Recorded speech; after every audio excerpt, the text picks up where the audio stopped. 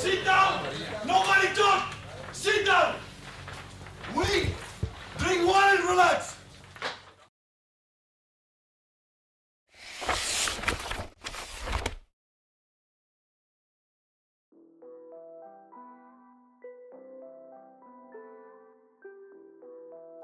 Même s'ils sont très différents, Chelsea et Manchester City partagent malgré tout une similitude frappante. Une similitude qui est à chercher dans leur histoire récente et qui fait d'eux des clubs relativement différents des autres cadors du championnat anglais. Car là où Manchester United et Liverpool sont de leur côté détenus par des propriétaires américains ayant déjà plus ou moins investi dans le sport avant de mettre leur nez dans le football, Chelsea et Manchester City sont quant à eux entre les mains d'investisseurs non issus du monde anglo-saxon et au départ totalement étrangers à l'univers du football anglais.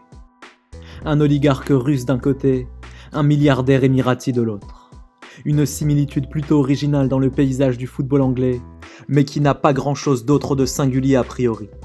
Ceci étant, ce sont surtout les circonstances exactes des rachats de Chelsea et de Manchester City qui interpellent.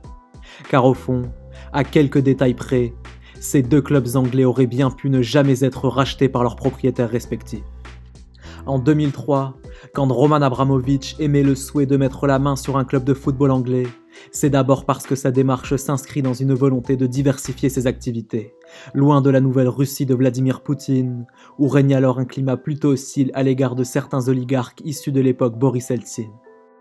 D'après la légende, l'intérêt d'Abramovich pour le ballon rond est né à Old Trafford, le soir du mythique quart de finale retour de la Ligue des Champions entre Manchester United et le Real Madrid. Un match notamment marqué par la performance XXL du Brésilien Ronaldo. Quelques semaines après cet événement, il prend alors la décision de jeter son dévolu sur l'Angleterre et sur la ville de Londres, car la capitale britannique a en effet la particularité d'abriter en son sein plusieurs clubs de Première Ligue, dont certains sont effectivement à vendre. Rapidement, les envies de l'homme d'affaires russe se font plus précises et se portent principalement sur deux équipes londoniennes, Tottenham et Arsenal.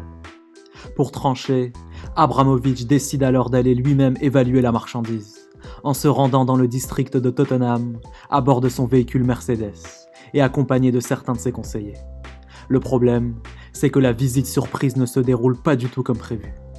Au bout de quelques instants seulement, le Russe est profondément déçu par la beauté plus que discutable du quartier et ne voit pas du tout l'intérêt de venir s'y installer, même pour du football.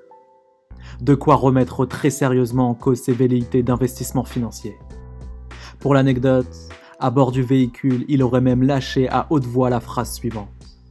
C'est encore pire que la ville de Omsk, cette dernière étant le nom d'une cité industrielle située au fin fond de la Sibérie et dans laquelle se trouve justement l'une de ses raffineries de pétrole. Pour Tottenham donc, c'est niet. Pour Arsenal en revanche, le Russe est partant. Il le confirme d'ailleurs à ses banquiers, à qui il demande d'examiner la faisabilité de l'opération.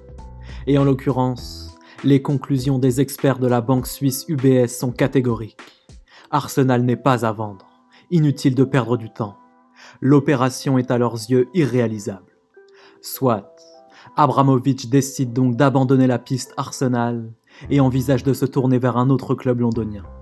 Si l'on en croit la légende là encore, le milliardaire russe aurait ainsi survolé la capitale britannique, à bord d'un hélicoptère cette fois-ci, désireux d'évaluer de ses propres yeux la qualité et le potentiel marketing des stades disponibles, comme s'il s'agissait pour lui de se balader dans un banal rayon de supermarché. C'est dans ce contexte qu'il aurait alors immédiatement flashé sur le stade Stamford Bridge et sur le club de Chelsea, avant d'entamer les démarches administratives nécessaires au rachat dans la foulée de sa visite héliportée. Pourtant, aussi incroyable que cela puisse paraître, au moment d'examiner le dossier Arsenal, les banquiers suisses d'Abramovich ont tout simplement commis une grossière erreur d'appréciation. Les conclusions de leur enquête financière étaient en réalité totalement erronées. Car oui, la vente d'Arsenal était tout à fait réalisable.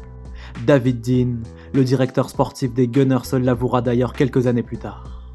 Si Abramovich avait effectivement tenté de racheter Arsenal à cette époque, il y serait parvenu sans trop de problèmes, et sans aucune résistance particulière de la part des propriétaires.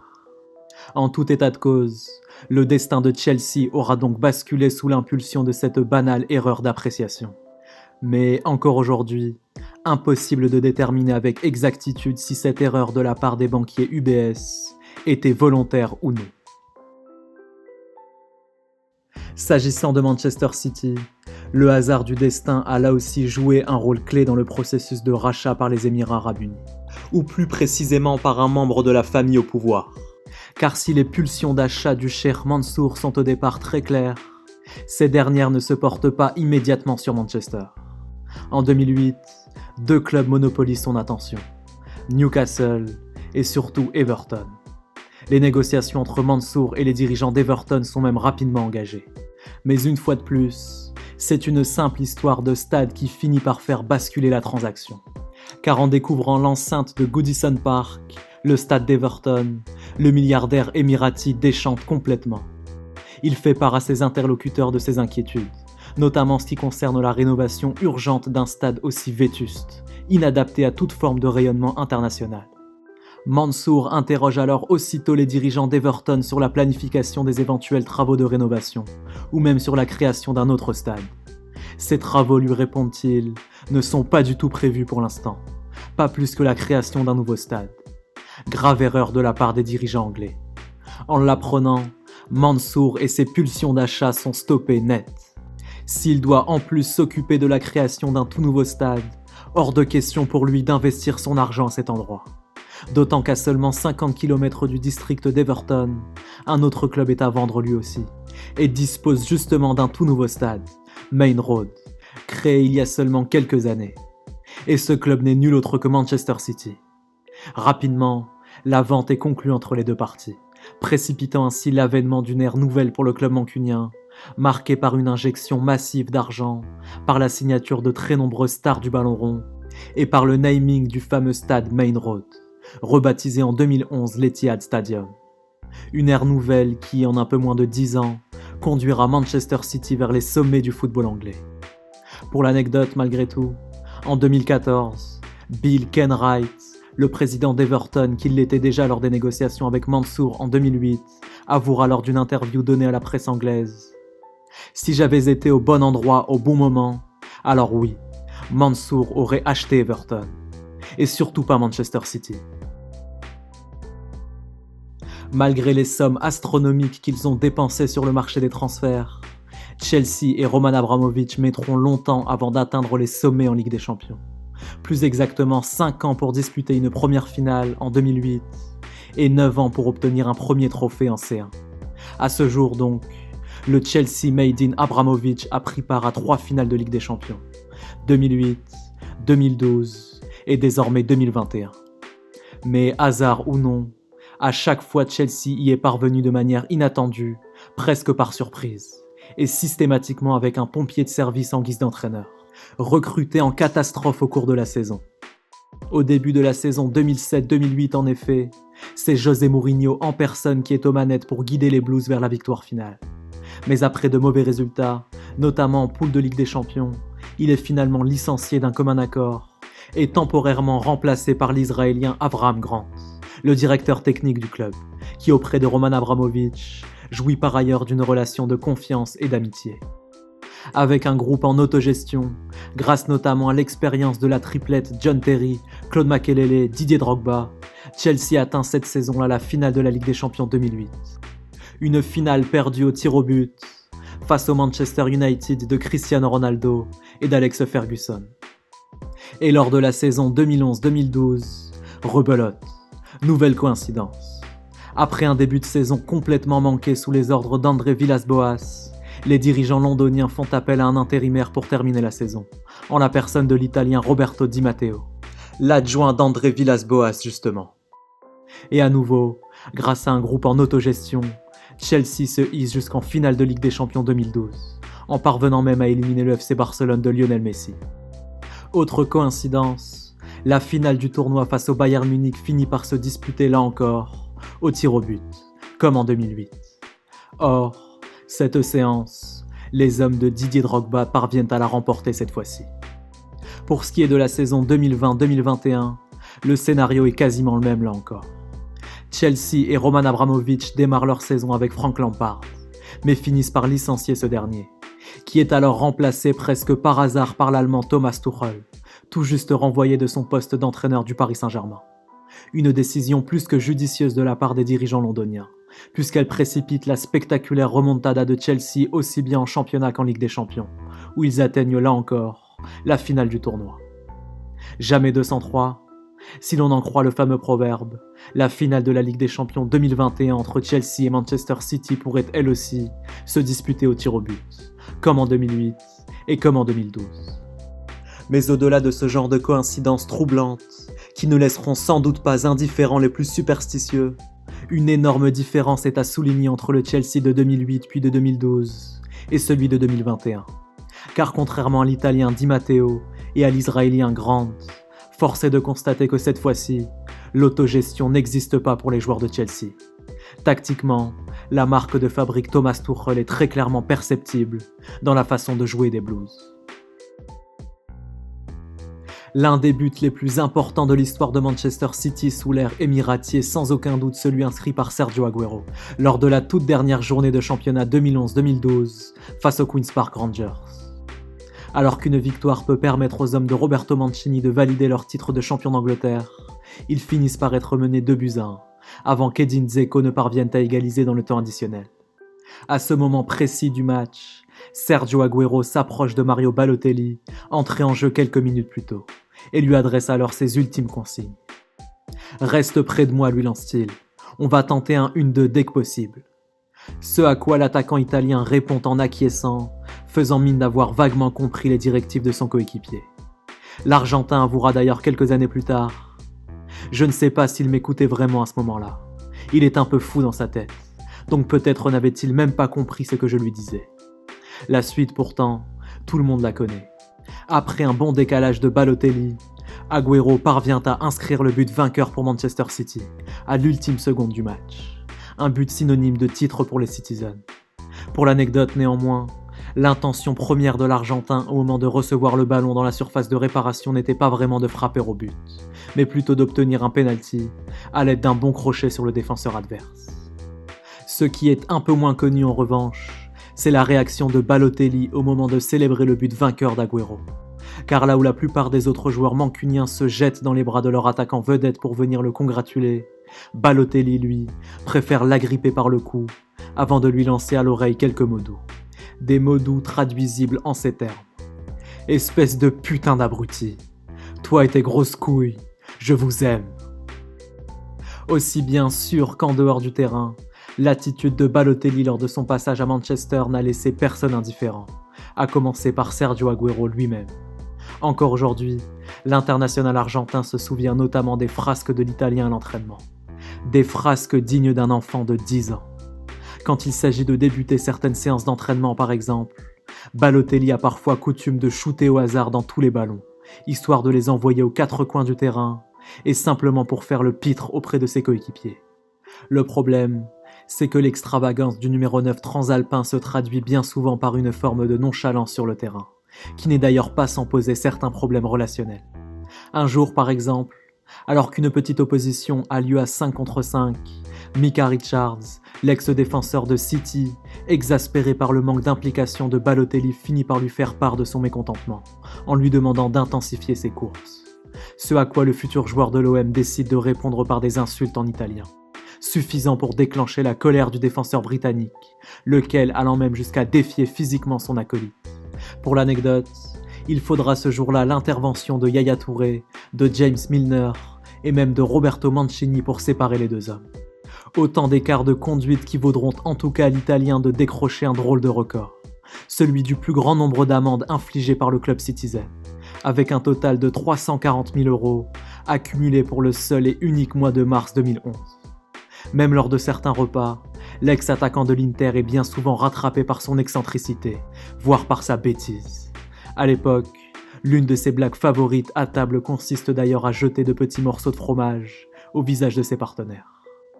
Ceci étant, malgré son extravagance, rares sont les joueurs Citizen à avoir conservé une véritable rancœur à son égard. Car comme l'admettra lui-même Agüero, beaucoup de Mancuniens n'y voyaient rien d'autre que l'expression d'une personnalité très différente par rapport à la moyenne, limite enfantine par moments, aux frontières de la bêtise le plus souvent, mais certainement pas malveillante.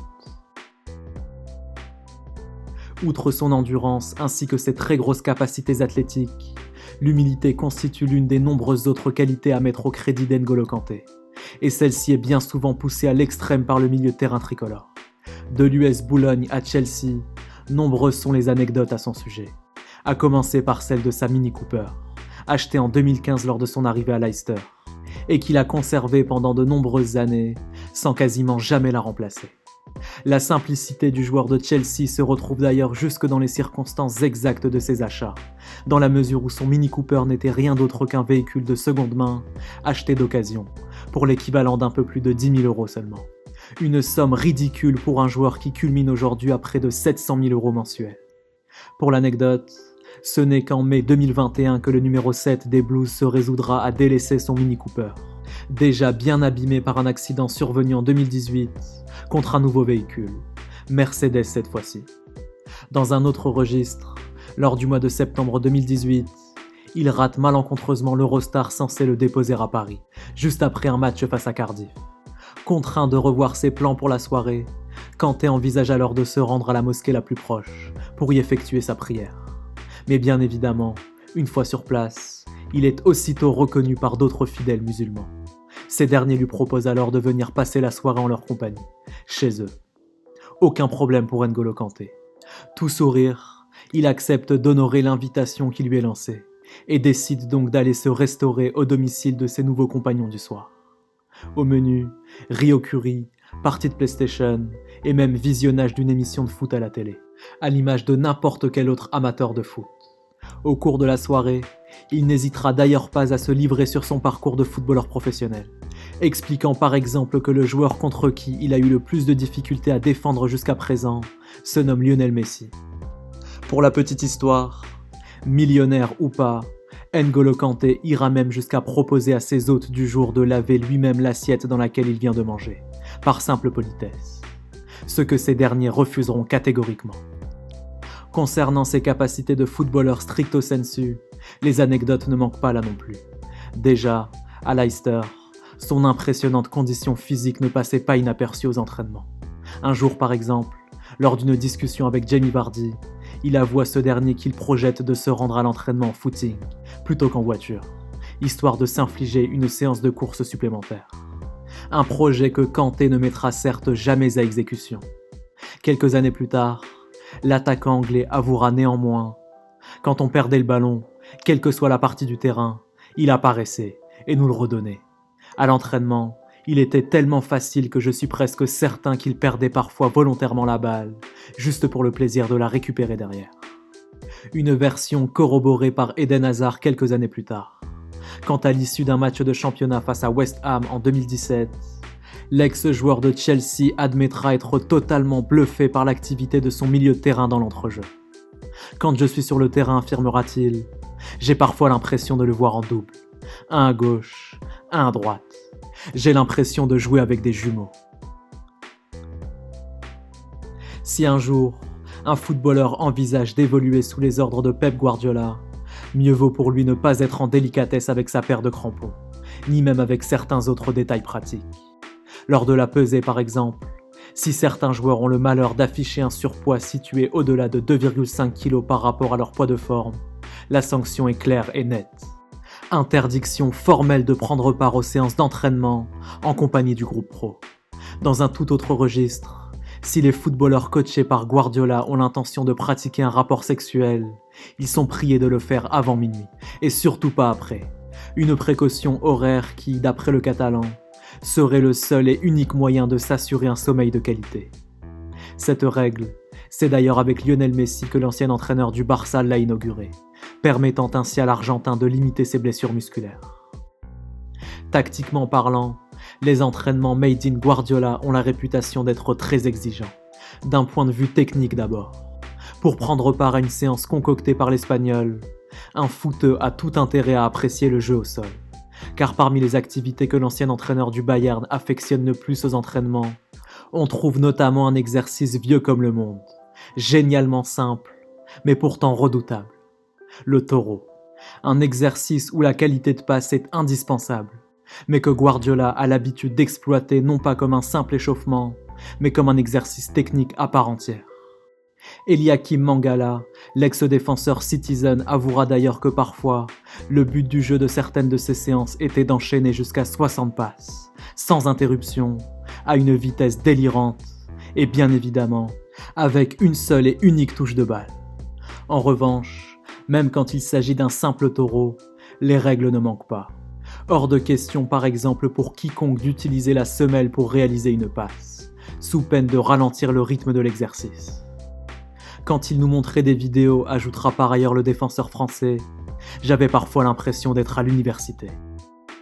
Mais plus généralement, les principes de jeu auxquels Guardiola croit profondément et qu'il tente d'honorer chaque week-end sont également ce qui fait l'une de ses principales faiblesses. À l'image de son maître argentin Marcelo Bielsa, l'entraîneur Citizen est en effet réputé pour son dogmatisme en matière de jeu. Pas question pour lui de renoncer à sa philosophie de jeu au prix des résultats. Dans le dictionnaire de Guardiola, le terme pragmatisme n'existe quasiment pas. L'exact inverse de Didier Deschamps par exemple, pour qui, au contraire, seul le résultat compte, quelle que soit la manière. Et même si au cours de sa carrière, Guardiola a su parfois diluer avec parcimonie certains de ses principes de jeu, son jusqu'au boutisme implique une certaine prise de risque pour ses équipes, celle de n'avoir rien d'autre qu'un plan A, et pas de plan B, peu importe le résultat final. Philosophiquement, la filiation avec le néerlandais Johan Cruyff est néanmoins ouvertement assumée par Guardiola lui-même. Il suffit d'ailleurs de pénétrer dans son bureau personnel, dans les locaux de Manchester City pour s'en rendre compte. Là où est fièrement dressée sur la table une petite statue de l'ancien numéro 14 des Pays-Bas. Tandis que sur les murs de la pièce, il est possible d'apercevoir et de lire les citations de certains personnages célèbres, desquels Guardiola tente de s'inspirer. Des citations signées Marcelo Bielsa par exemple, ou même certaines paroles du groupe de rock Oasis. Au moment de parfaire sa formation d'entraîneur, l'ex-joueur du Barça s'était d'ailleurs offert un voyage initiatique en Argentine, pour y parfaire sa culture footballistique. C'est là-bas, à Rosario, qu'il a pu s'entretenir personnellement avec Marcelo Bielsa, ce dernier ayant accepté de le recevoir dans sa maison de campagne pour discuter foot. Le dialogue entre les deux hommes prendra la forme d'une très longue discussion tactique, longue de plus de 10 heures au total. De cette entrevue, Guardiola retiendra de nombreuses règles d'or tactiques et éthiques qu'un grand entraîneur se doit d'appliquer pour faire carrière d'après Bielsa, comme par exemple celle de préférer les conférences de presse collectives aux entretiens individuels avec les journalistes. Côté tactique, la discussion passionnée accouchera par ailleurs d'une autre règle d'or vitale, à laquelle Guardiola essaie d'être fidèle encore aujourd'hui. Ne jamais renoncer à sa manière de jouer. Pour l'actuel entraîneur de Manchester City, ce genre de discussion passionnée n'est cependant pas rare, car pour l'anecdote, en décembre 2014 eut lieu un autre rendez-vous de ce type, à des milliers de kilomètres de l'Argentine, en Allemagne, dans un restaurant munichois. À la table de l'Espagnol était alors présent Jupp Heynckes, l'assistant personnel de ce dernier, Peter Hermann, et surtout, un tout jeune entraîneur plus ou moins anonyme pour la planète foot à l'époque, un certain Thomas Tuchel. Hasard du destin ou non, 7 ans plus tard, Guardiola et Tuchel seront à nouveau réunis. Non pas pour s'asseoir à la table d'un prestigieux restaurant, mais pour décider cette fois-ci lequel des deux aura le droit de s'asseoir seul à une autre table, celle du football européen.